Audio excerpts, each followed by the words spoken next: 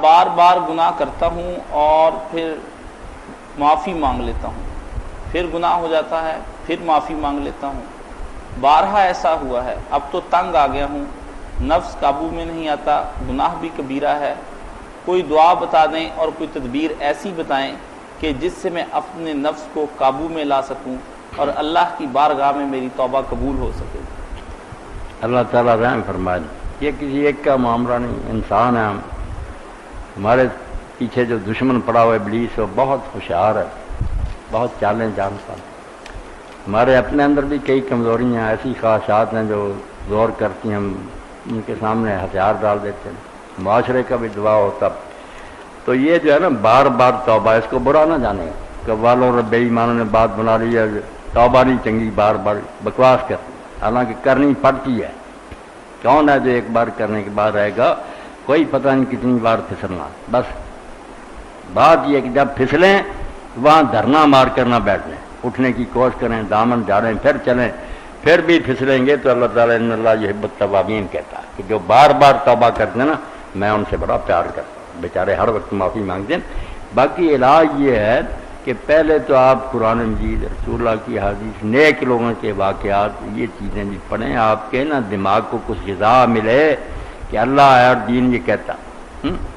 دوسری طرف نیک لوگوں کی مجلسوں میں بیٹھے، برے لوگوں کا ساتھ چھوڑیں جن کی صحبت میں رہ کر آپ پھر پھسل جاتے ہیں، اچھے لوگوں کے پاس بیٹھا کریں۔ حدیث پاک میں ایک شخص کا بڑا پیارا واقعہ آیا کہ اس نے 99 قتل کیے۔ اس نے عالموں سے پوچھا، جب اس کے اندر اللہ کا خوف پیدا ہو نا، کیا بنے گا یار، 99 قتل، 100 سے ایک کم۔ تو ایک عالم کے پاس گیا، عالم ظالم نکلا، جاہل تھا، اس نے کہا میری توبہ قبول ہو سکتی ہے، اس نے نہیں کہا اتنے قتل کوئی توبہ۔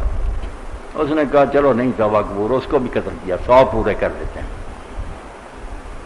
اس کے بعد لوگوں نے بتایا کہ فلاں جگہ ایک بڑا عالم ہے، اس کے پاس گیا، وہ واقعی عالم تھا۔ جب اپنی بپتا سنائی تو اس نے کہا بیٹا کوئی بات نہیں، بے شک اس سے بھی زیادہ اللہ معاف کرنا، معافی مانگ لے سچے ارادہ سے اور فیصلہ کرے کہ اب نہیں کرنا، بخش دے۔ باقی تیری توبہ کی جو نا سچائی، اس کا دار و مدار اس پر ہے کہ جہاں تو رہتا ہے نا وہ بدماشوں کا گاؤں ہے، وہاں جائے گا پھر وہ ایسے کاموں پھنس جائے گا۔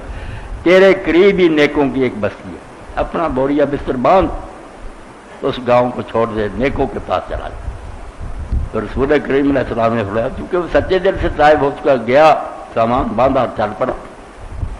مگر ابھی راستے میں تھا، موت آ گئی، اس گاؤں نہیں پہنچا، راستے میں مر۔ اب 2 قسم کے فرشتے اکٹھے ہو گئے، کچھ نے کہا اس نے کوئی اچھا عمل نہیں کیا، عذاب کے لیے اس کو دے جائیں گے، دوسرے نے کہا یار توبہ کر کے جا رہا تھا، جھگڑا ہو گیا۔ تو رسول کریم علیہ السلام نے کیسے اچھے انداز سے بات سمجھائی کہ اس وقت اللہ نے ایک فرشتے کو بھیجا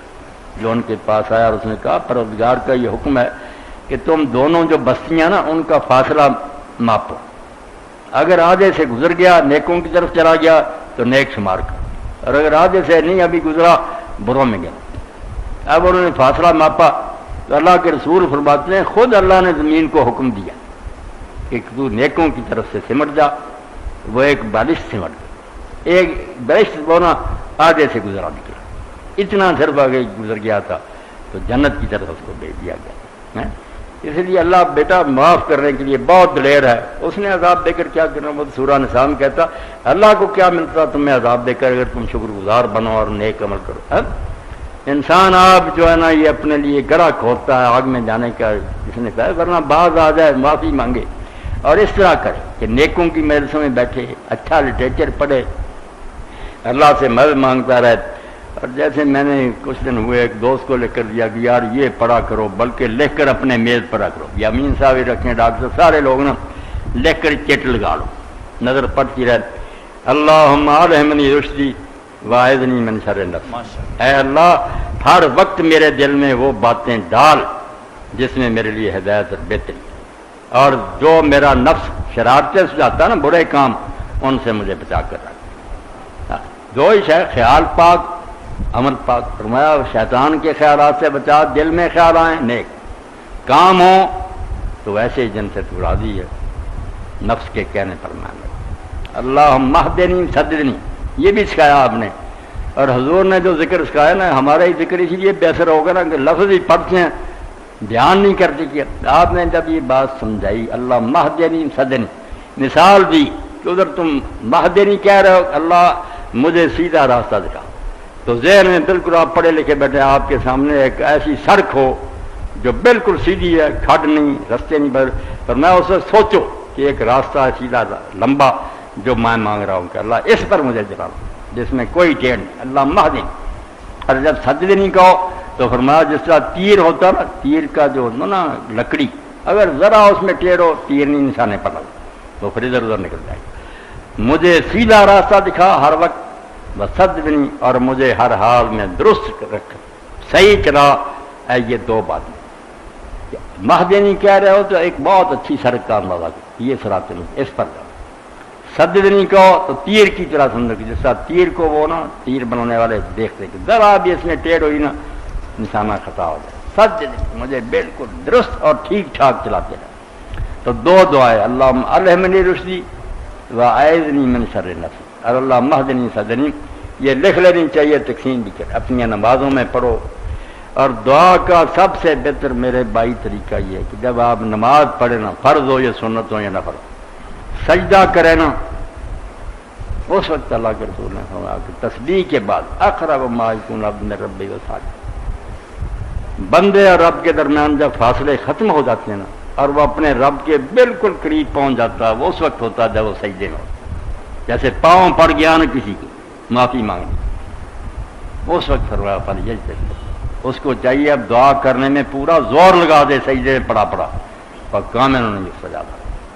ضمانت ہے اس بات کی کہ اللہ وہ دعا مانے گا۔ اس لیے عادت بنائے یہ بھی، اور باقی بھی دعائیں نا سجدے میں کیا کرے،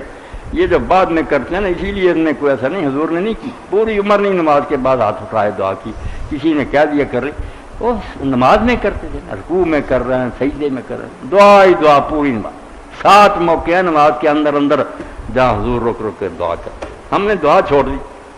بعد میں ہوش آئی کہ اب دعائیں کرنے، ہاتھ اٹھاتے پھرنے۔ اور نماز میں جب معراج تھی تو ہم دنیا سے کٹ گئے تھے، کسی سے بول نہیں سکتے تھے، کھا پی اللہ سے تعلق، سلام تو پھر دنیا میں آ گئے، اس وقت ہی ہونی بات کی جب اللہ کے سامنے کھڑے۔